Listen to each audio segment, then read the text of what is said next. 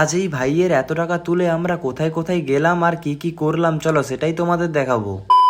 Hello hello বন্ধুগণ, তোমরা সবাই আশা করি সবাই ভালোই আছো। দেখো, আজ আমি যাচ্ছিলাম ছোট দাদু, বড় দাদু, পিসি এদের বাড়িতে, কারণ আমার একটা জায়গায় এত আত্মীয় বলে বোঝাতে পারবো না। এখানে আসার পর থেকেই কন্টিনিউ বৃষ্টি পড়তেই আছে, তাই আমি আমার একটা ভাইকে নিয়ে চলে আসি প্রাইমারি স্কুলে। ওইখানে কিছুক্ষণ আড্ডা দিয়ে ঘুমোতে চলে আসি।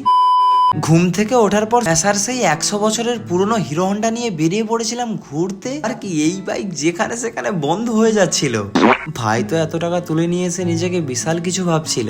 যেই ওকে খাওয়ানোর কথা বলেছি, ও বলছে যে আমার মার টাকা আমি তুলতে এসেছি। যাই হোক, এই 100 বছরের পুরনো হিরো হন্ডাকে নিয়ে আমরা বেরিয়ে পড়লাম ঘুরতে। আমরা কোথায় ঘুরতে যাচ্ছি সেটা জানি না, দু চোখ যেদিকে যাচ্ছে সেদিকেই যাচ্ছি। আর হ্যাঁ, তোমাদের কিছু কথা বলার আছে। 4, 5, 6, 7 দিন হয়ে গেল আমি ভিডিওই দিতে পারছি না। ভিডিও দিতে পারিনি, কিছু কারণ আছে। তার চেয়ে বড় কথা হচ্ছে আমার জীবনটাই এলোমেলো হয়ে যাচ্ছে। আর অনেক সময় কি জানো তো, আমি হার মেনে যাই যে আমার দ্বারা এগুলো কিছু হচ্ছে না। আবার যখন তখন ভাবি যে না, আমি পারবো, চেষ্টা করলে ঠিক হবে। পুরো জীবনটাই উলট পালট, আমার কিছু বুঝতে পারছি না আমি।